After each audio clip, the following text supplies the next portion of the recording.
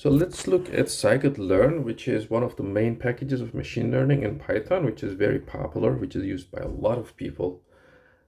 And it's quite easy to use, and it has a nice API, meaning it has a very nice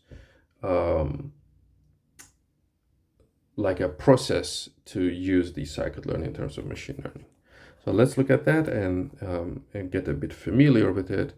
So one of when we start using Scikit-learn, we need to be aware of a few things in terms of how the data should be input into the models, because if you are especially used to the way of R, at least I would say traditional R, so there's new models in R which is also quite different, but for the normal traditional R, the way we use models there, the way we use the data there, it can be quite different than the way we will use in Scikit-learn. So I created this, so let's look at how, what some of the important things here. So the feature matrix and the response vector are provided separately. So X and Y, we should have an X and Y. So X is the matrix of the input variables and Y is the target variable, right? We talked about the labeling. So X should be over here with all the columns and the rows. That's X there, and Y should be separated out. So Y should be like a single dimensional vector there. So the formula input used in R is not valid in Scikit-learn. So for example, right, for linear regression model, this is kind of a way we can use with the tilde sign. So this is the formula input used in R. We don't use that in Scikit-learn. So what we do is we say, for example, we instantiate the model we call linear regression and we save it into LM, and then we say lm.fit X and Y are the given inputs, right? X is for the data, Y is the target label. So we give that as input, and fit means, hey, fit your X on, and what it means is basically we take the linear regression model and fit it onto the data. The data is defined by X and Y, right? The input variables and the target label. So then the model will take that data and learn from it. So that's what it means. So this is important. Another thing, input values should all be numeric. So if you have categorical variables in your X or Y, they should be all converted into numeric values. So this can be done either by label encoding or by one-hot encoding or dummy variables and so on. So the input data should be arranged such that the rows are the observations, right? Each of these rows are observations and the columns are features. So this is X1, this is X2. Like name is one column, age is another column, education is another column, and so on and so forth. So this is also referred to as the tidy format, so it's important to keep this in mind. The feature matrix X, so this is our X, can be a data frame, which is the Pandas data frame, which is one of the main packages again in Python to use for data frames, or it can be a two-dimensional NumPy array. That's also possible. The output vector, this Y, can be an n×1 Pandas data frame. It can be an n-element Pandas series. So Pandas series is slightly different from data frames. Or it can be a one-dimensional NumPy array as well. So these are the possible inputs that you can use when you want to use Scikit-learn. So this is important. These are like, you should really make sure that it's your data is in this format. If not, either you will get an error or you will be able to do something, but then it might be totally wrong. So pay attention to these details. So this is a single sample, small x with different values in it. So each of the values are the variables, right? So we said name, age, education, for example, all those different things. When we put those x's together, so this is x, like this is person 1, let's say. This is person 2, person 3, and so on. So this is person M. Okay. What we do is once we have created this, we kind of like the X should be right.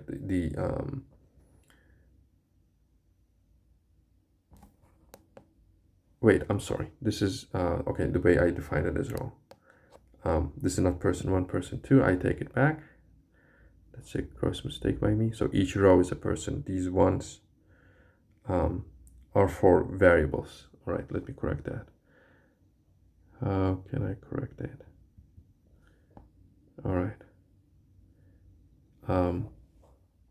Okay, let me take the green pen here, scratch this out. All right, so this is P1, this is person 1, this is person 2, person 3, and person N. Okay, so each row is a person.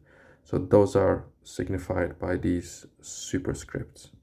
Those are the persons, all right? So these subscripts 1, that's for the variable 1. So we said, so V1, so it can be, for example, age. I don't know, these are 2, 2, 2, so this is V2. It can be something about the person, let's say education, and so on, right? So there is M variables, so variables or features, some other common name, and N persons, in this case, from this example, or basically observations. So that's what this is. So N rows, as I said, the observation should be on the rows. Okay, please pay attention to that. And then the variables should be on the columns. All right. So concisely, it can be shown in this way as well. Like if you were to use some kind of metrics notation, it can be shown like this as well. So this is person 1, person 2, person 3, person N. And basically, once we say this, it means this X is a vector now which contains all these measurements. X2 is a vector which contains all these variables, all these measurements. Okay. Sorry about that. All right. So, and Y, as we said, it should be like on its own, just containing the target values. Okay. So if this is a numeric value, let's say house price, this is, some numeric value, or it can be a target label for classification, then it's either ones or zeros and so on. All right. Famous dataset, iris, pretty much everyone knows about it. So different measurements about flowers, right? So this is observation 1, observation 2, 50, 150, and so on. So these are the samples, instances, observations. When we look at the columns, we have different measurements of the flower.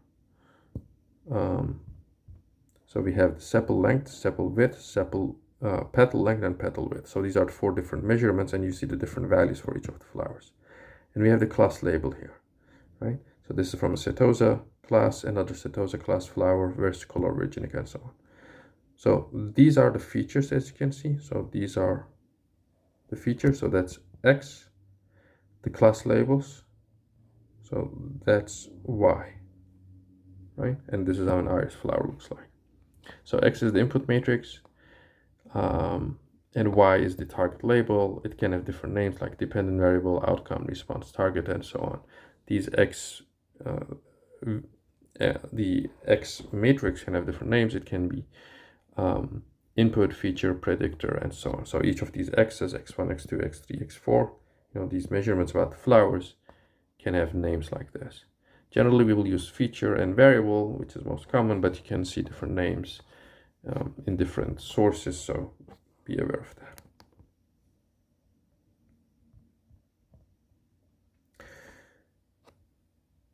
The Pandas library data frames, so kind of a small kind of an anecdote here. So,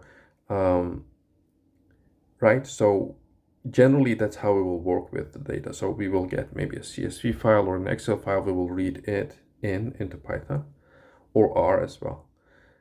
And then it will be in a data frame. So a data frame has the row names, the rows for different observations, and the columns are containing different variables, the different features of the data, right?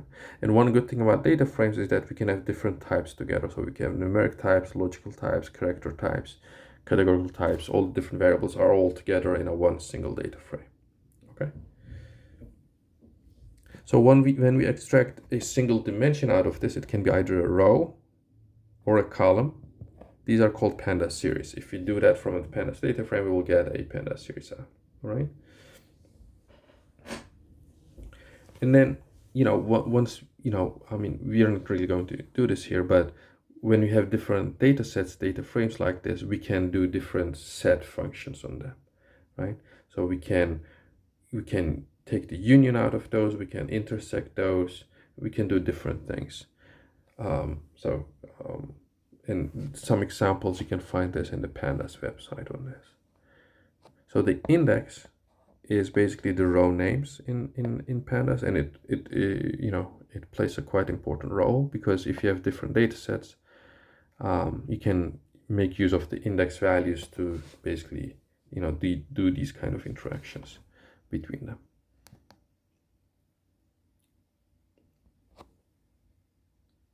You see some use cases of Pandas here. I don't think I have everything over here, but some of the common things are listed here. So we can do data filtering, we can merge and join data, we can group the data, we can get summary statistics out of it. If there is some time series involved, we can make use of that in the data frame by setting the index to the time component. There can be, we can work with the strings within the data set. So we can do lots of different things in the Pandas data frame. So I strongly advise you to take a look into this if you're not very familiar with it, especially the grouping, and then getting summaries out of it based on different categories in your data can be really useful, and many other things as well. So as I said, there's the data, and then we apply machine learning models on it, right? If your data is very well prepared, your machine learning will do much better. If your data is not in a very good condition, then your machine learning algorithm won't be able to do much good. So that's why getting familiar with Pandas, so that you can prepare your data in a nice way, especially for cleaning. For example, if you have strings, right, characters in your data, you might need to do some bit of cleaning. So the better you do that, the better your models will perform. So that's why being familiar with Pandas is important. I mean, at least in Python environment. So the machine learning model in Scikit-learn has a very nice structure to it, right? So it starts with importing the model we are interested in. So for example, there is different machine learning families in Scikit-learn. What we do is we'll say from Scikit-learn, use this sklearn, the family, import the model name, all right? And then what the next step is to instantiate the model. So we call the model here, and then we give it a name. And then by using this name, we can fit the model onto the training data. And then we can make predictions by using this trained model. We can use the .predict method here on a new data, and it will make predictions on it. And assuming we have the actual labels of this testing data, which is y-test, we can compare the predictions to score our model, right? To basically evaluate the performance of the model. So this is the general structure of the Scikit-learn. For example, the .ml family can be the linear model library, and then from that we can import the linear regression model. And then here we are saying, for example, we can give it LM for linear model, and then we will call that linear regression there. So this is called the regression, instantiation phase. And then now this is the object we are going to use. So we will say lm.fit, the training data, so xtr and then ytr. And then we can make predictions by using this model now. So this is a trained model now. So we will say lm.predict, and then we need to give a data set so that it can use that data set to make predictions on. So in this case, let's call it xtest, right? So we can get the predictions out, and then we can compare the actual labels to the predictions by using different metrics. So the metrics library has a lot of different metrics in it. So, and then we can get the score out of it. So this is the general structure that's pretty much valid for any kind of model: KNN, linear regression, logistic regression, SVM, decision trees, ensembles, random forest, gradient boosting. It's all following this structure. Clustering, regression, classification models all follow this structure, so that's why it's pretty good.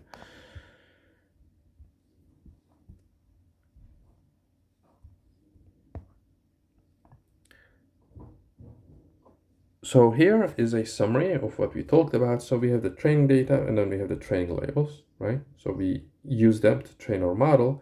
And once the model is trained, we can use that model to test on a new data set. So we'll get the predictions out. And when we compare that predictions with the testing labels, with the labels of this new data set, we can evaluate the model. So this phase where we train a model is called training phase. And here we are generalizing, meaning we want to test our model and then see how it will perform when new data comes in, right? So this data wasn't seen by the model before. By evaluating the model on this new data, which wasn't seen before by the model, we can evaluate how the model is doing.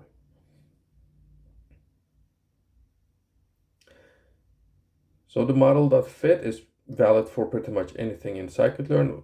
.predict we're going to use for classification, regression, and clustering scenarios. .transform is used for pre-processing, dimensionality reduction, feature extraction, and feature selection in Scikit-learn, okay? Because here, as you can see, we are not really predicting, we are taking the data and then we are transforming it. So that's why the .transform is used for these kind of things, activities. This is a summary page taken from the Scikit-learn website. It basically shows when you have data, what can you do with it based on the goals you have and based on the data availability you have.